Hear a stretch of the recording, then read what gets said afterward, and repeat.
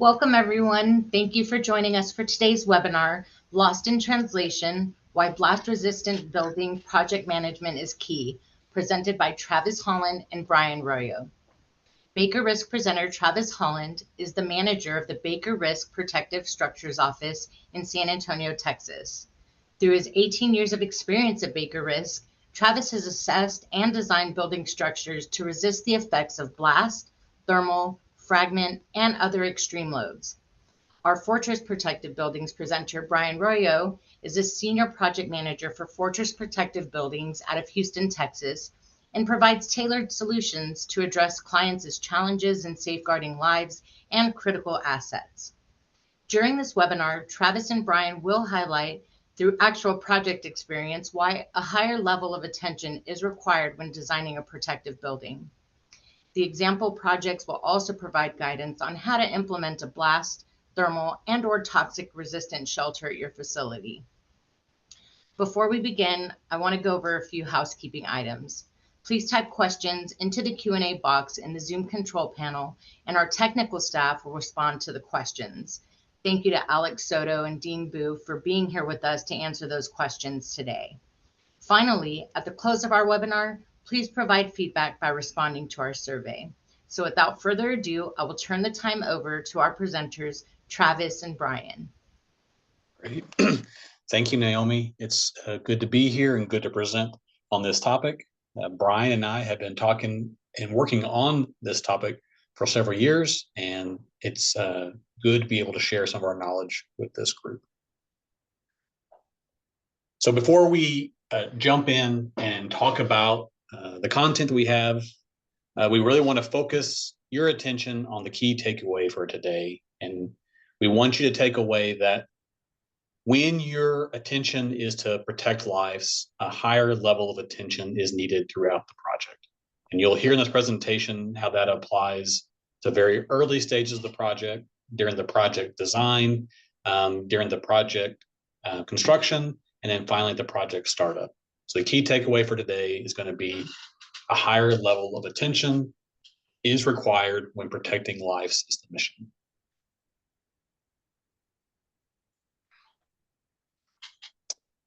To that end, we do have additional points that we'll raise through the webinar. First, like we've already mentioned, the content we're going to present is focused on protecting lives. The buildings that we're going to review through examples are all built in industrial manufacturing facilities where there are hazards that could produce thermal explosion or toxic loads on buildings. And so protecting the occupants from those extreme events is the mission for these buildings. And as we pointed out in the previous slide, when we're talking about something as important as lives, an additional level of attention is required to our details. All that is wrapped up in the understanding that the buildings that we're going to be talking about today are not equivalent to commercial buildings. Taking some of the practices that may be standard for commercial building design and construction will not pass the test when the stakes are this high. And when the stakes are this high, just understanding who the key stakeholders are throughout the project, so you make sure that the importance from the feasibility through the design, through the construction is understood by not only yourself, but all the project stakeholders.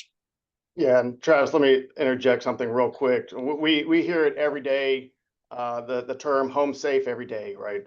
Everywhere we go, we hear that term. But it's one thing to say it, we need to believe it, and we also need to act on it. And the acting on it, that's where the attention to detail comes in. So say it, believe it, and we're going to act on it. Okay, I'm glad Brian spoke up, because throughout this presentation, you're going to get 2 points of view. And I'm going to introduce the first point of view here, and I'll let Brian introduce themselves.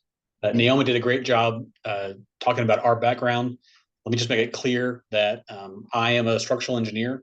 The points of view I'm going to raise are from the feasibility and design standpoint of projects, which is an important predecessor to construction. So my point of view is going to be heavy on engineering, light on construction. And then Brian, on the other hand, is going to have the point of view from construction. Yeah, thank you, Travis. Yeah, I'm going to bring the construction management and contractors' point of view to this.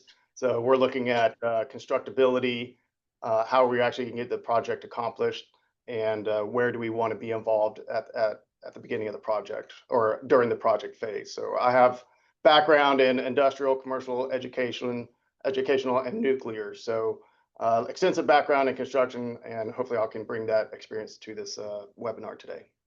Yeah, I think, Brian, just looking at your background and one of the points you made early on, the projects we're talking about are not equivalent to commercial. So you can definitely speak from both sides, Yes. both commercial and industrial. All right, so let's jump into our outline. The first 2 points we've already hit. Number one, protection of lives. This is fundamental in the protective building design projects.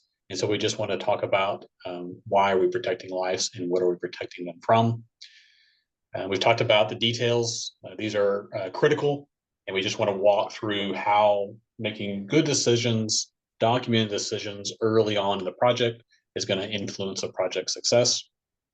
And then Brian and I have been involved in a lot of different projects. Some of these projects have had challenges. All projects have challenges, some more notable than others, and some projects went really well. And so we want to highlight the good and the bad of projects so you can take away lessons learned. And then summarize that at the end with what does a successful project look like, and then take a few questions from the audience. All right, so the first question we want to ask is, why are we protecting lives? And this is more of a question of not that our life's important, but why do lives need protecting in these industrial environments? The buildings that we're constructing and designing, they're being situated as control rooms, labs, administration buildings inside industrial complexes that process or manufacture potentially harmful chemicals. These hazardous events like explosions or fires, toxics occur probably more commonly than is expected. There's an organization, Marsh, that tabulates large industry losses throughout the world in the industrial field, hydrocarbon industry field specifically. 36 of the largest 100 losses in the past quarter century have involved explosions or fire and explosions. So just looking at that data set alone, there is a significant explosion event at least once a year in the world. And the more you dig into it, these events occur much more frequently than that. So these are real events, and they deserve attention. The second point here is, because these are real events, there have been regulations and recommended practices to help facilities and owners, engineers, designers, construction professionals to design and construct buildings that are appropriate to be sited in these locations. So giving guidance of where to place buildings and what to design buildings for when they're in these hazardous environments. A couple of these just mentioned here are the API RP 752, 753, and 756. Hey, Travis, from a contractor's point of view, these API 752, 753, 756, why is it important for me as a contractor to know what those are and what they say? And if I want to go look at where to find that information, where can I find it at? Yeah, great question, Brian. API is the American Petroleum Institute, and why it's important for you to know is when an owner talks about, I need a blast resistant or I need a thermal resistant building, this document provides the why they need it and provides guidance on the how to site that building. And so a lot of the root cause or the root location for that requirement comes from these documents. And these are publicly available documents. Searching API RP72, you can find these documents online.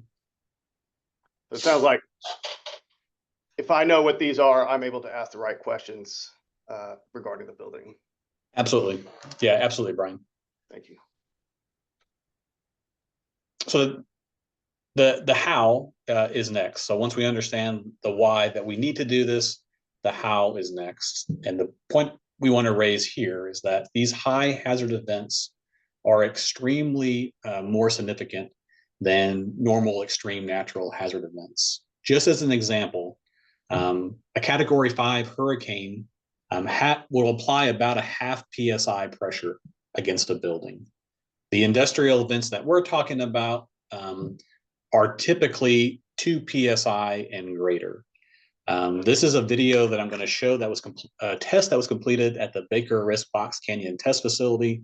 What we're going to test is a normal wood trailer, and the load we're going to apply to it is a 2 PSI load, or about 4 times greater than the pressure from a Category 5 hurricane.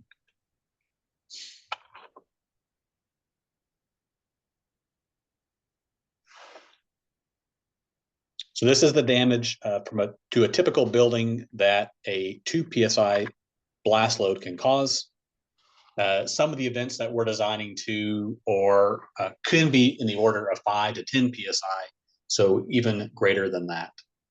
When we're talking about these extreme loads, the extreme load necessitates an extreme level of attention to make sure that the design is completed correctly. Yeah, that's to add on to that, Travis.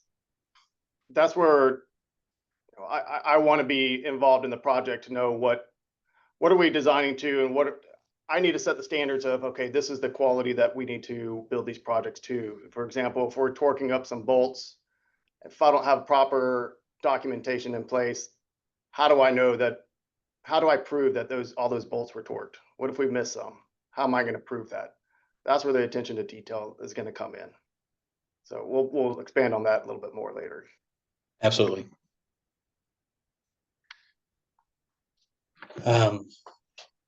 What are we talked about why we're doing it. We're talking about how we're going to do it. We're going to pay more attention to the details.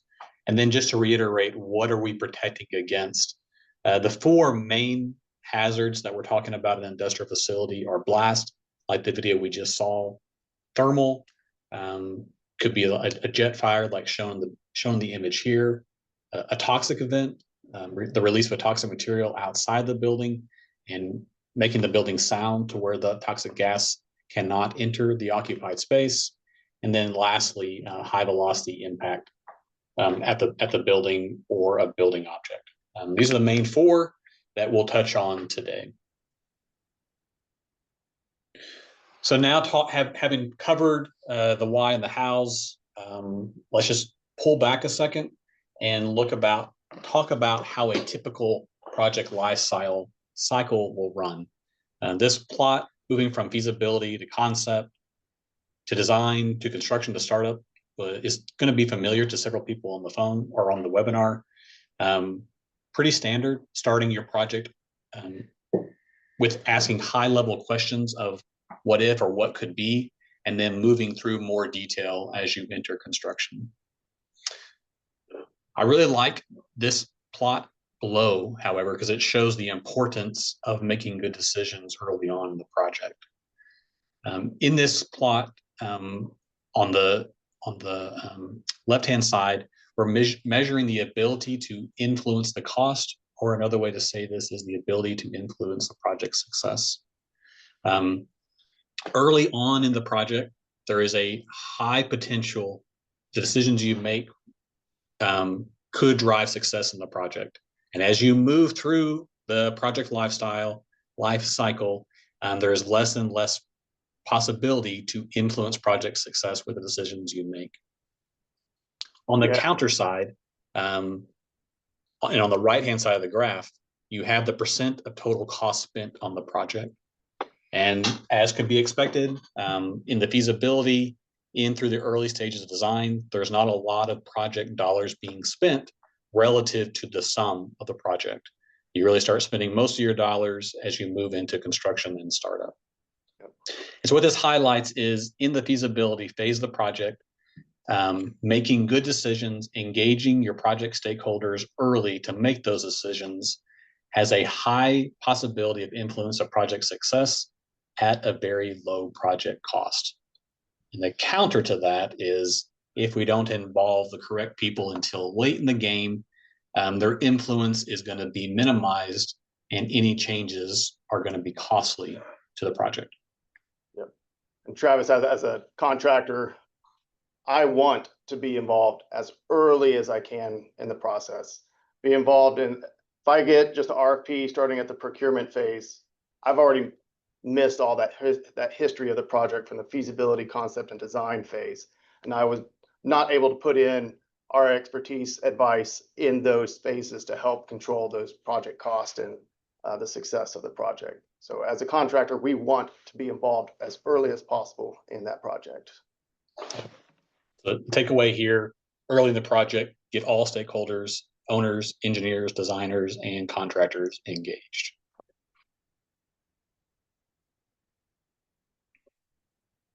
Okay, in these early stages, that are these stages of the project we talked about, there are certain tasks that are happening, and this will highlight the point that Brian was just making.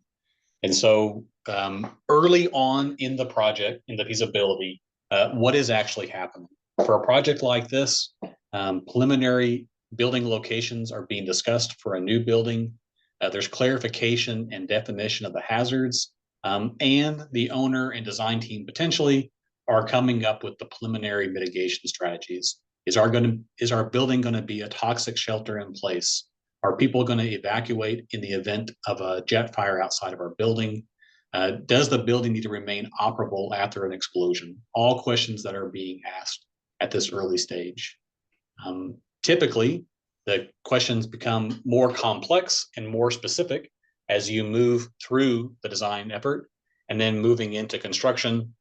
You're obviously purchasing equipment, installing equipment, and then actually implementing that mitigation strategy you came up with in the feasibility. The point that Brian and I are trying to make here is that it's important to engage your stakeholders in these early conversations and not just rely on a small group of people to make these decisions. Understanding what these decisions mean from a cost standpoint, from an implementation standpoint, is extremely important. So if the decision is being made that the building is going to be a toxic shelter in place, really understanding what does that mean from a project cost standpoint? What's that mean from the related building systems that need to be designed and implemented? And to answer those questions correctly and understand the impact, engaging people like a construction contractor like Brian, or specific consultants and designers who know those systems, is going to be very important.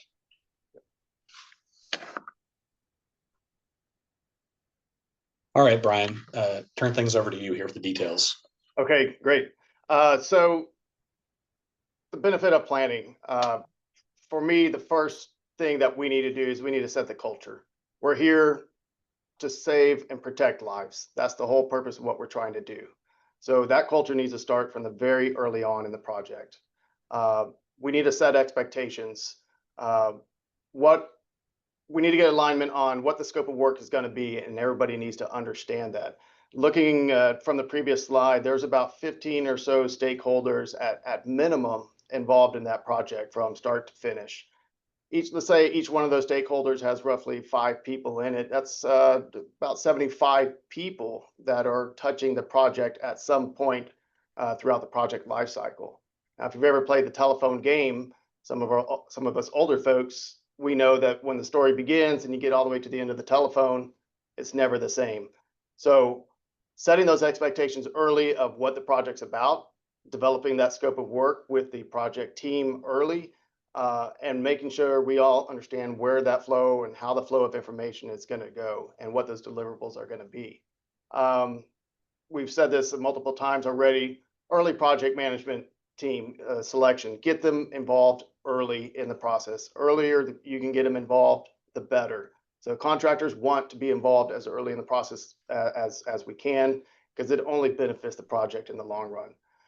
And also, we're going to provide some constructability advice. You know, Travis and his engineering team, they're really great. They do an awesome job, but sometimes things look better on paper than it actually does in reality out in the field. So getting some expert advice on that really helps and can save a project in the long run.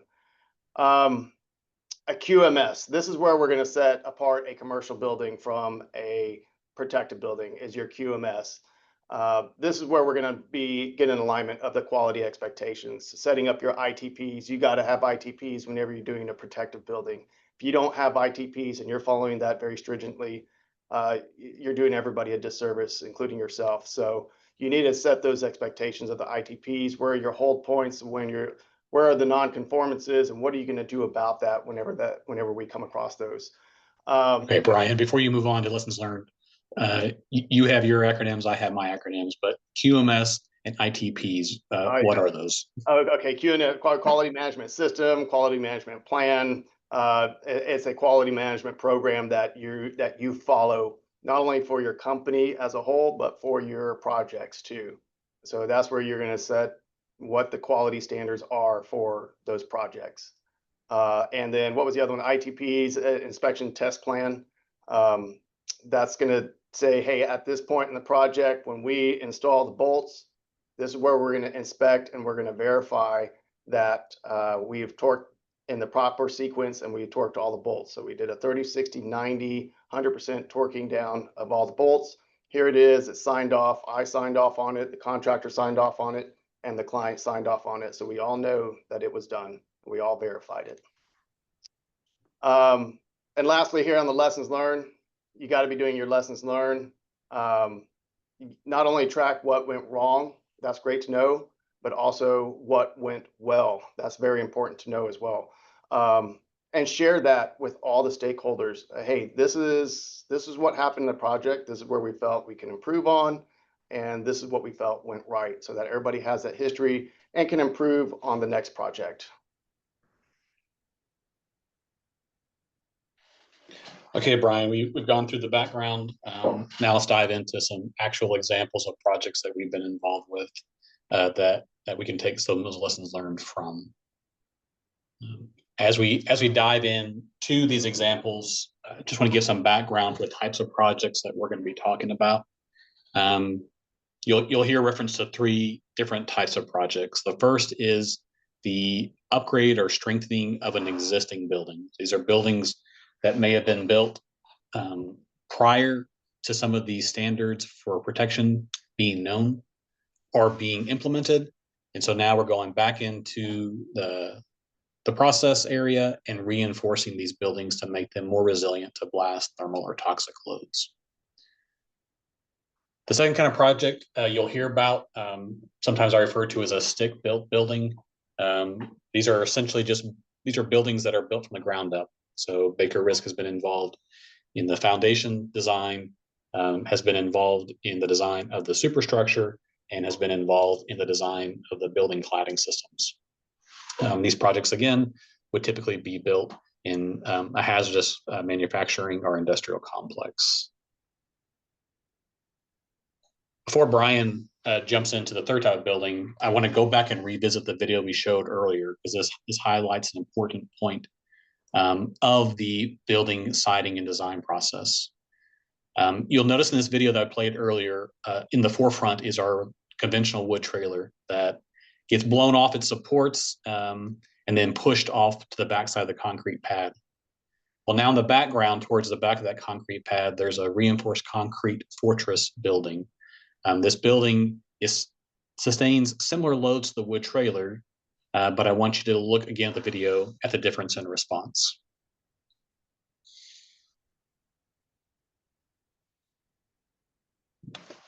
Just an illustration of when designing and siding buildings, making the right decisions for what kind of building belongs there is important for how it's going to respond to the loads. And Brian, I'll touch base on a few of the projects that Fortress has done, and the positives and negatives that came out of those projects. All right. So we talked about Brian. I'm going to turn things over to you. Let's do the wrong first. Yeah, let's do the wrong first. So before we go into projects that we had some issues with, what can go wrong? And I got Homer sitting here going, "Don't," because there was a lot of those in some of our projects. But what can go wrong? You can have an inferior building and poor quality of a building, which, in all seriousness, if we do that, where there's a possibility of that severe injury to a person or even death. So that's what we're trying to avoid. Improperly spec building, kind of what Travis just showed, you're putting a building in the wrong spot. Nobody asked the right questions. Maybe they didn't understand the 752, 753, 756 properly. Nobody brought it up, or they're afraid to, because the RFP just said, put this building here. Constructability issues. We all face some constructability issues in every project, but they can really go wrong if we're not really paying attention to what's going on. Legal disputes. Nobody wants to get involved in legal disputes. It costs a lot of money and time for everybody. And again, severe injury or death, and that's what we absolutely don't want to happen. So we're going to jump into one of our first projects, project number 1. This was roughly a 1,200 square foot operator building. We had multiple buildings with identical floor plan, identical HVAC system is identical, rubber stamp building. So first project, we didn't have early involvement from the project team. Expectations weren't set. There was no QMS in place, so we didn't have ITPs at the right time. Lack of understanding of the complete construction process. Not understanding going from a project from pre-construction all the way through closeout. Those are pre-construction's a big part of it. Closeout's another big part of it. So the results of all that resulted in major schedule delays, repeated mistakes, because if we made the mistake on one building, we did it on all the other buildings. Excessive change orders, not only with our subcontractors, but with the owner, and nobody really likes change orders. So that was really rough to go through. Lessons learned, the biggest lesson learned out of this was we never recorded lessons learned. And so mistakes repeated, not only on this project multiple times, but on future projects as well.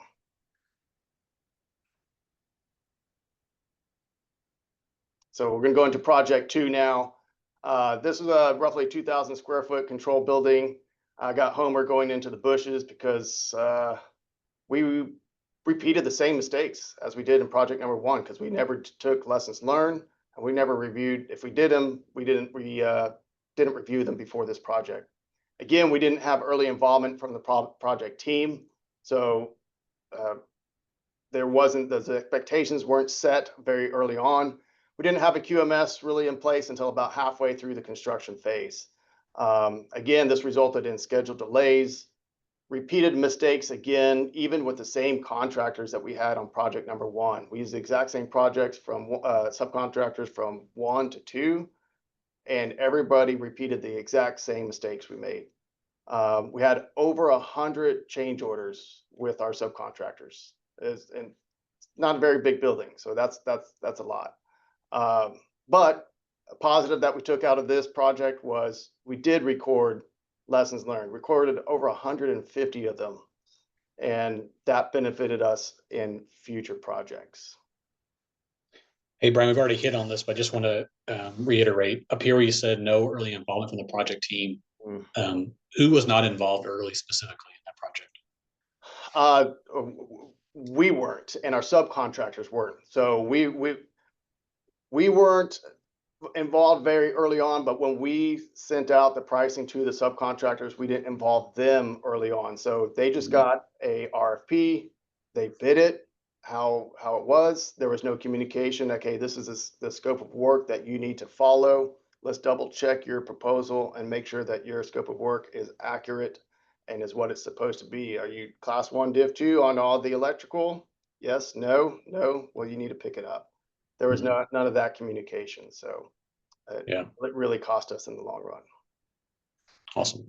So decisions being made in a vacuum at multiple levels, not just one level, but the cascading issue there. Yep. Okay, this next one is going to go back. Brian talked about 2 new buildings. This is going to be an upgrade of an existing building. This is a project that Brian and I worked on together. Myself as the engineer and Brian as the construction side. This is pretty common. The buildings that are going to upgrade inside these facilities are old buildings. This was a building that had design drawings that were 30 years plus. The good news was there were design drawings and those were available to the design team. We took those design drawings and we assumed that the information in those design drawings was accurate. This specific facility was in a remote location. It was removed from the design team, the Baker Risk offices, and also other parties who would eventually get involved in the project. Because of its remote location, it was difficult to get to. So instead of confirming early in the process that the design drawings were correct, we made the assumption that when the design drawings said that the concrete blocks were going to be filled with grout, that was the actual case, that they were actually grout filled. Move through the project cycle. During construction, it was determined that those exterior walls, in fact, were not grout filled. The result, there is a fix of that. There is a fix that you can insert or pump grout into the concrete block walls in the field. So it is solvable. However, that solution required additional engineering work. It resulted in additional construction work and getting additional work done on site that wasn't planned. And I'll let Brian introduce this video before I play it. Yeah, if you never dealt with grout filling, going back and grout filling concrete block, it can be an absolute nightmare and a mess. That stuff flows like water and it'll find any little nook and cranny to seep out and get wet. It'll just flow everywhere. Then you're having to tear out walls and replace sheetrock, insulation, hopefully not equipment. But as you can see there in the video, it just comes out like water and it'll find any little crack, hole, whatever's in the wall, and it'll make its way out. And it could be right under where you drilled the hole to pump it, or it could be 20 feet in the opposite direction down the wall where it comes out. So you just never know where it's going to go. Yeah. Unfortunately, that video was taken from the inside of the building, not the outside of the building. Yes. So lesson learned here is, regardless of what stage of the project you're in, when you identify key assumptions, make sure you back up those key assumptions with documentation. Why is assumption being made, and do we need to physically confirm it before moving forward? All right, we talked about what's gone wrong. There's also a lot of things that have gone right. Like Brian mentioned previously, we can learn from the wrong and we can learn from the right. The right's just a little bit more fun to talk about. So, Brian, what can go right? Yeah. So, what can go right? Right. This is pretty self-explanatory. We can have a high quality, really safe building when we follow simple procedures and set those expectations. A low maintenance building. So a building that's put in the right place, designed the right way. You should have low maintenance on the building. If you're maintaining that building every 3 months, 6 months, something's going wrong with that, there's an issue, and we probably got the wrong building in place. Smooth turnover of deliverables. Everybody's been involved in a closeout that's taken months, if not years, to close out. That's not what we want to do. You set those expectations early of what those deliverables are, even get examples of those deliverables early so everybody agrees upon what it's going to look like. Of course, we all want to be on time and under budget, but most of all, lives are protected. That's what we're here to do, is protect lives.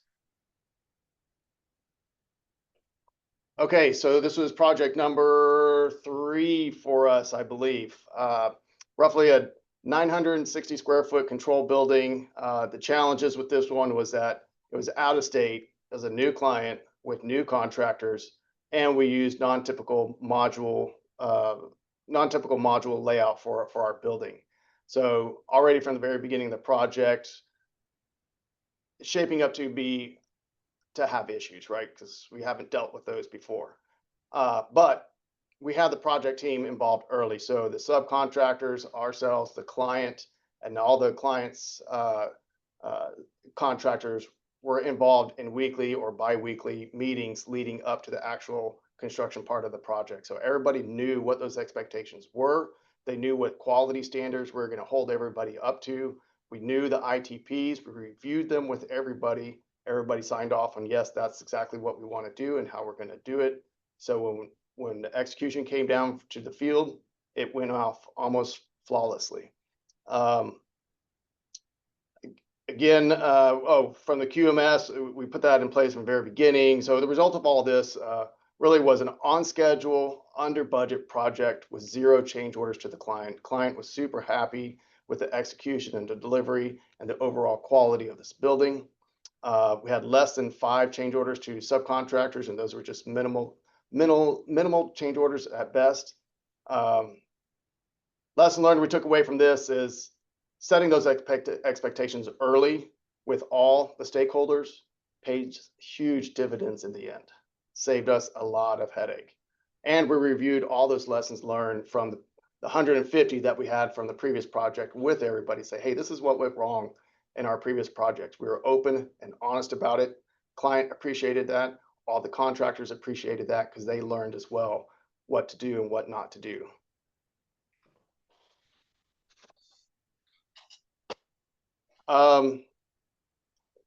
Travis, you could probably play the video as I'm talking about this one.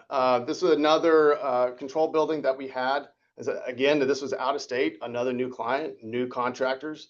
This one, we had a lot of lifting challenges. It was going into a very tight spot up over existing operational equipment. And there was a lot of people that were working around where we were placing our modules. We had to do it in between shift changes, so we didn't have a lot of time to do it. So everything had to be coordinated very, very well. Again, we set the expectations early with the client. And that was one of the biggest expectations, was the safety, because we are going up and over people and up and over existing operational facilities. We needed to make sure that everybody was aware of what we were doing and how we were going to do it. We actually had to bring the client up to our level of safety. We didn't bring ourselves down. We brought everybody up to our level of safety. The scope of work was reviewed multiple times. Same with the schedule and ITP and contingency plans. If we couldn't lift during the weather, what was plan B and plan C? Just extreme coordination went into that project. Result, again, another on schedule, under budget project. We had 1 change order to the client, and again, less than 5 to our subcontractors. Lesson learned out of this: not all stakeholders will have the same culture to safety that you may have. You may have to bring your client up or other subcontractors up to your level. Don't bring yourself down to other people's safety standards if they're below yours. Teach them, bring them up to yours, bring everybody else up. Yeah, with that, Brian, it sounds like the lesson learned: set the expectations early and bring people up to your safety standards are related. Yes. Making everybody aware of what's expected early on is important. Yes. All right, this next one goes back to the design phase, or really the feasibility stage of a project. Looking again at upgrading an existing building. And take us back a second and look at things from an owner's perspective. And that oftentimes an owner receives the news from a study that an existing control room is inadequate to resist the hazards at that site, whether it be blast, thermal, toxic, or all the above. And so the first thing the owner wants to do is, okay, what are my options to move forward? Making that statement early on is so important. Instead of saying, here's how I'm going to solve it, I'm going to upgrade the building like this. The projects that we have seen that have been most successful is when the owner sits down and says, let me complete a high level review of what may be required. Let me engage early on engineers, architects, or environmental specialists to help weigh out those options and provide some good cost information of what may be expected. And what we often find out is that when you look at multiple options, you weigh them equally. That is, you put the same level of detail into those multiple options and provide good cost information. The solution that's going to reduce your risk and potentially come in at a lower cost may not have been the solution you originally thought of. Once again, Lesson learned here is engage the stakeholders early, and before making a determined decision, make sure you consider multiple options to address the hazards that are known.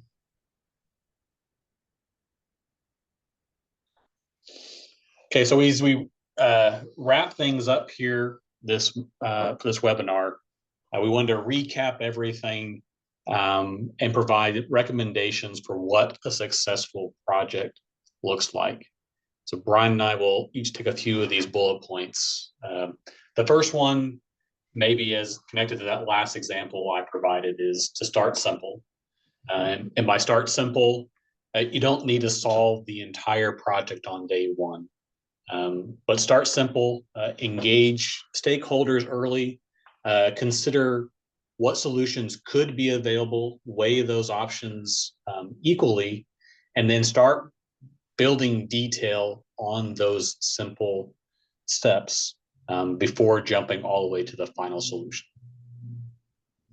I think that's a similar story to that early stakeholder engagement.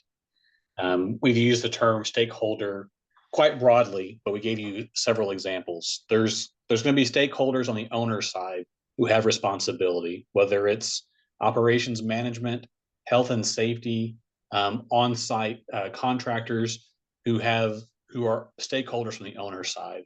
There's going to be stakeholders on the design side, engineers, architects, specialty engineers, and there's going to be stakeholders from construction and procurement. A lot of times these projects require special systems that may not be typically specified on a commercial building. Those vendors are going to be specific to these projects, and specific stakeholders need to be engaged early. So whether we're talking about the owner side, the design side, or the construction side, early stakeholder engagement is important. Brian, let's take the next couple. Yeah, set those expectations early. And we all have to be going in with the mindset of safety. Maybe a taboo thing to say, but safety over profit. I mean, obviously, we're here to make money, but safety should be our number one focus, and everything needs to be revolve around safety. We have to set those expectations of what the quality management plan is going to be, or the QMS, whatever it is that you call it. Everybody needs to understand exactly what that's going to be and what those standards are going to be. If you're not having at least at a minimum an ISO quality management system, well, you're doing everybody a disservice, and you really should up your game and get up to an ISO standard quality management system.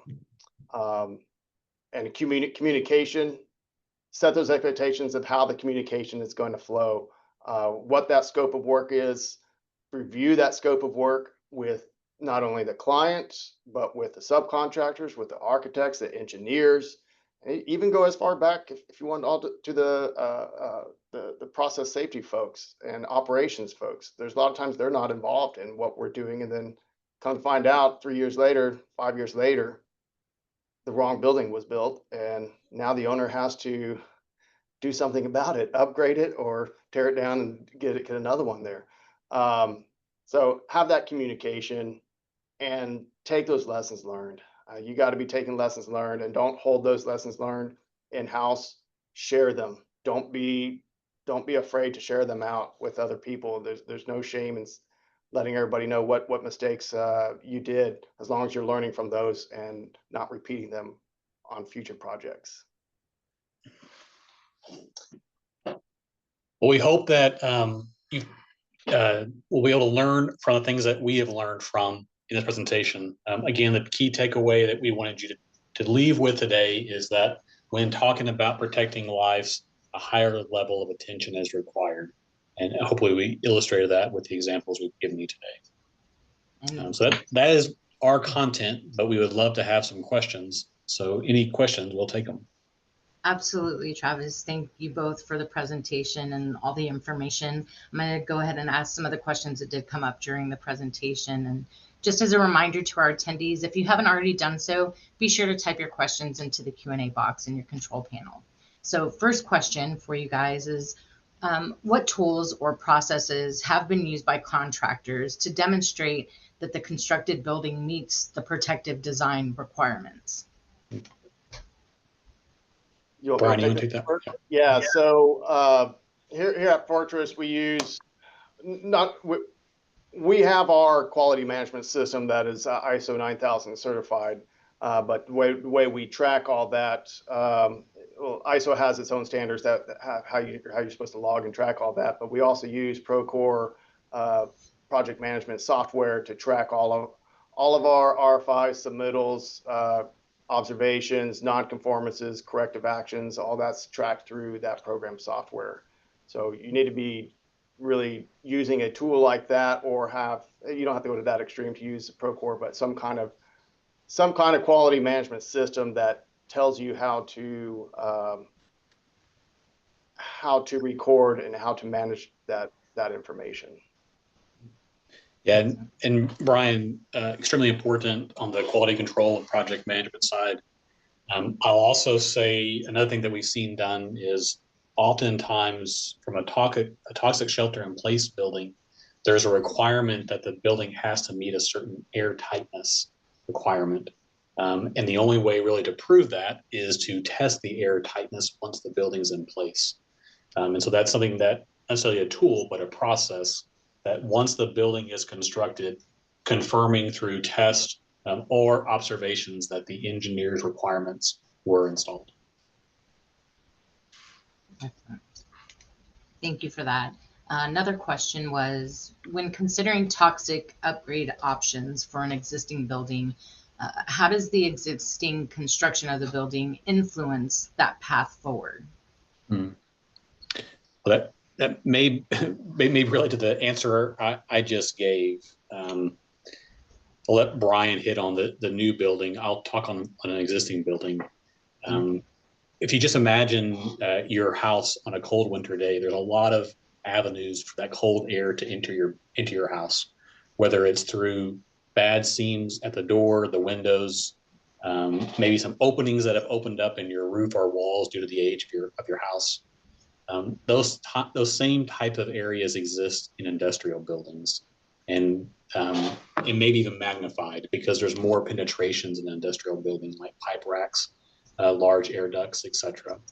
So all those areas are opportunities for the toxic air outside to enter the building. While possible, it is challenging to go through and identify and seal all those areas to make your building airtight. Oftentimes, and kind of bridging the gap between the existing and the new, safe rooms or shelter rooms are constructed inside the building itself. That way you're isolating that safe room from all the openings and gaps at your original building shell. And Brian, I'll let you touch maybe on new building and how it's easier. Yeah, it's similar to what you're talking about, Travis, but I think it also goes back to understanding the API 752, 753, and 756, and what hazards are you building to? Understanding that from the very beginning, that hey, there's a lot of toxic here. Maybe we shouldn't put a pre-engineered metal building right here because there's going to be a lot of leak points. Maybe a concrete solution is a better solution because we can make it more airtight. So understanding that from the very beginning of what those hazards are, what multiple hazards you're protecting against, and providing the correct right solution that's going to benefit everybody in the end. Nice. Excellent. So another one that came up is, after a protective building is constructed, how often should the building be audited to make sure that the protective design requirements are still in place? Yeah, I would say at minimum once a year, at least. You need to be going around checking all the seals, checking all the door closures, making sure that they're not being disengaged or they haven't been adjusted. A lot of times we go out to sites and you see the arms on the closers that been taken off and the doors are propped open, or seals are ripped, or they've decided that they want to punch a hole in the wall because they forgot to put something in there. They're bringing some additional equipment in the building, so they're just punching holes in the walls and not really sealing them up correctly. So you need to be doing those inspections at minimum once a year. Mhm. And then you have specialty equipment that has their own time frames when they need to be inspected. Some are every few months, some are every 6 months. Just have to follow exactly what those manufacturer recommendations are. But at minimum, once a year for the building itself. Absolutely, Brian. And I'll tying things back again to those API recommended practices we mentioned earlier.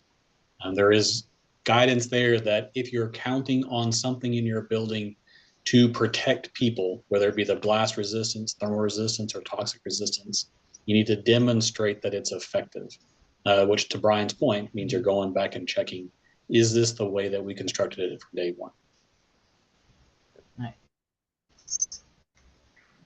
Oh, that makes sense.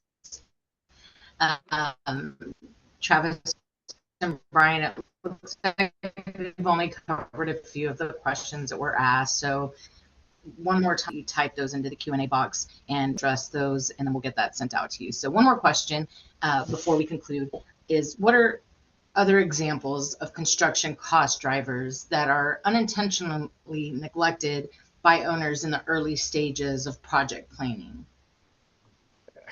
Want me to take a stab at this first, Travis? Yeah, go for it, Brian. This is something I like to get onto a lot. So a lot of times when owners are looking at price, I found that they're not getting the full scope of the project. Either they're just getting a materials price, or they're putting just minimal labor costs onto it. Labor is, a lot of times 60% of the project, if not more, sometimes depending on where the project is at. And then you have not just labor for installing a door. There's labor, to install the door, but that subcontractor has to come on site. They have to travel there. There's safety requirements that are involved. They have to spend time to go do those safety classes. There's the general requirements, the general conditions of all the overhead costs that it takes to bring in a subcontractor that's not always figured in. And so when clients get a real number from a contractor as ourselves, sometimes they're shocked, like, oh, that's not what we budgeted for. Sorry, I'll be more than happy to open up my books and show you what we priced, but this is the actual cost of what it's going to take. Yeah, on taking it to a higher level, Brian gave a great example looking on a specific task. I'm going to talk more on looking at a building upgrade. What we have encountered a lot is you got a great cost from a contractor to install the building upgrade, but what is required to install the upgrade? And that is, where are my people going to sit and work while the upgrade's taking place? Do I need to bring temporary utilities, temporary HVAC into the building? All these auxiliary items that are also cost drivers that are not necessarily cost from the contractor, but they're cost the owner has to incur. So again, I think from both Brian and I's answer, it goes back to make sure you identify your stakeholders early in the project. No, it's very important so they don't have that sticker shock, right? So thank y'all for that information. And it was a pleasure being with you guys today. And thank you to everyone who joined us. As a final reminder, today's presentation will be posted to our Baker Risk website. And once the recording and Q&A are available, you'll receive an email from Baker Risk with the links to this webinar's content. Lastly, we want you to please complete the survey at the conclusion of this webinar, and we look forward to seeing you again soon. So thank you again to Brian and Travis, and to all of our attendees. Enjoy the rest of your day. Thank you. Everybody. Thank you, everyone.